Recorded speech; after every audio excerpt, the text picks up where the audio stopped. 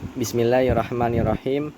Assalamualaikum warahmatullahi wabarakatuh. Alhamdulillahirabbil alamin wassalatu wassalamu ala asrafil anbiya'i wa mursalin sayyidina wa maulana Muhammadin wa ala alihi wa ashabihi wa man tabi'ahum bi ihsanin ila yaumiddin wa ba'd. Alhamdulillah, segala puji bagi Allah Tuhan semesta alam, serta kita panjatkan kepada junjungan kita, Nabi besar kita, Nabi Muhammad Sallallahu Alaihi Wasallam, kepada para sahabatnya, para pengikutnya hingga akhir zaman. Di sini yang saya hormati tentunya Al Ustadz Bahrul Ulum LCMA selaku dosen mata kuliah Sirah Nabawiyah, serta teman-teman sekalian yang saya banggakan. Saya akan sedikit memberikan rangkuman mengenai tentang Al-Irhas dan Nubuwah serta ketetapan wahyu yang diberikan kepada Nabi Muhammad SAW. Yang pertama yang akan dibahas mengenai irhas.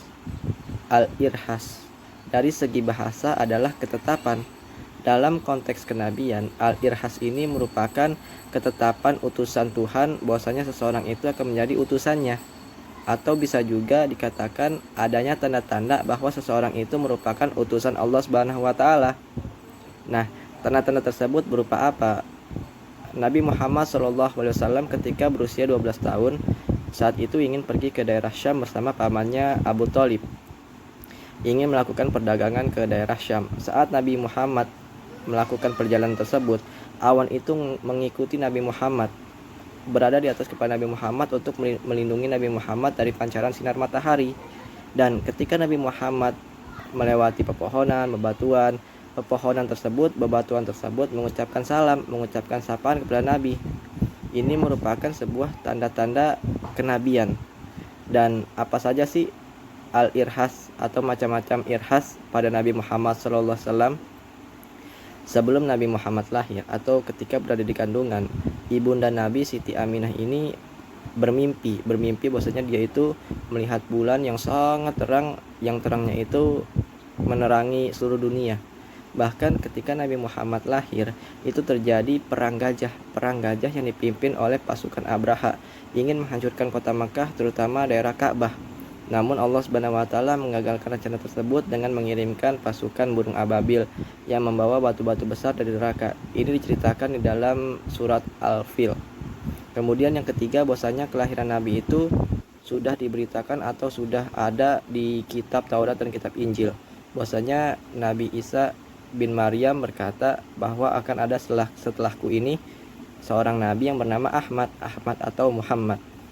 Kemudian ketika Nabi kanak-kanak itu atau masih usia kecil atau masih usia dini, Nabi Muhammad itu disusui oleh seorang perempuan bernama Halimah. Nah, Halimah ini ketika menyusui Nabi, air susunya itu subur. Bahkan hewan ternak Halimah ini menjadi segar, yang tadinya hewan-hewan ternaknya itu lemas atau kurus. Dan ketika Halimah ini menyusui Nabi atau merawat Nabi, hewan-hewan ternak tersebut menjadi gagah, menjadi lahap makan, dan layaklah untuk menjadi seorang hewan peternakan atau untuk dibeli juga. Setelah diternak tersebut gagah dan layak untuk dibeli oleh orang-orang sekitar. Kemudian ketika Nabi masih dini juga, bahwasanya Nabi itu dadanya dibelah oleh malaikat Jibril. Dibelah bahwasanya Nabi itu untuk disucikan hatinya, dibersihkan hatinya, untuk menghindari dari segala macam kedengkian, kemaksiatan atau sikap sombong, sehingga malaikat Jibril membersihkan hati Nabi dan mensucikan hati Nabi. Dan ini terjadi sebanyak 2 kali, pada Nabi masih kecil dan ketika Nabi itu Isra Mi'raj. Kemudian ketika Nabi remaja tersebut, ya tadi itu ketika perjalanan menuju Syam, pada saat itu Nabi Muhammad berusia 12 tahun dan diikuti oleh awan yang selalu melindunginya dari pancaran sinar matahari. Kemudian pohon-pohon bebatuan mengucapkan salam kepadanya dan merupakan tanda kenabian. Kemudian nubuwah dari segi bahasa adalah bisa diartikan sebagai berita atau cerita. Dan nubuwah ini di dalam Al-Quran disebutkan sebanyak 5 kali. Nubuwah ini adalah turunnya wahyu kepada Nabi untuk disampaikan kepada para manusia. Atau bisa juga dikatakan bahwasanya orang-orang terpilih yang dapat menerima wahyu oleh Allah Subhanahu wa taala, oleh orang-orang yang terpilih yang akan dipilih oleh Allah Subhanahu wa taala untuk menerima wahyu. untuk menerima wahyu yang disebarkan kepada seluruh umat manusia. Atau bisa juga dikatakan bahwasanya nubuah ini adalah hal-hal yang berkaitan dengan nabi, hal-hal yang berhubungan dengan nabi. Kemudian ketetapan Nabi Muhammad dalam menerima wahyu. Dari Aisyah berkata bahwasanya hal pertama atau awal pertama Nabi menerima wahyu itu dari ar-ru'yah. Ar-ru'yah ini adalah mimpi.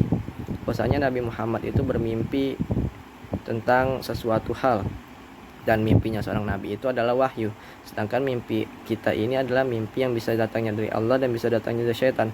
Tapi mimpi seorang nabi itu adalah wahyu, dan mimpi seorang nabi itu adalah wahyu dan benar. Kemudian Nabi Muhammad itu selalu merasa sendiri atau selalu kesendirian, memiliki setelah menerima wahyu tersebut, Nabi Muhammad itu selalu menyendiri. Bahkan istrinya saja Siti Khadijah itu bingung kenapa Nabi kok selalu menyendiri. Bahkan Nabi juga menyendiri dari orang-orang sekitar, dan Nabi Muhammad juga mencari tempat untuk menyendiri, ya salah satunya itu adalah Gua Hiro. Dan ketika Nabi berada di Gua Hiro, datanglah malaikat Jibril untuk menyampaikan wahyu pertama dalam surat Al-Alaq ayat 1-5, Iqra bismi rabbikal ladzi khalaq.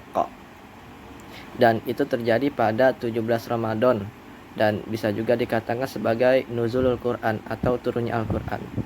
Mungkin itu saja yang saya sampaikan, kurang lebihnya mohon maaf. Wassalamualaikum warahmatullahi wabarakatuh. Barakallahu fiik.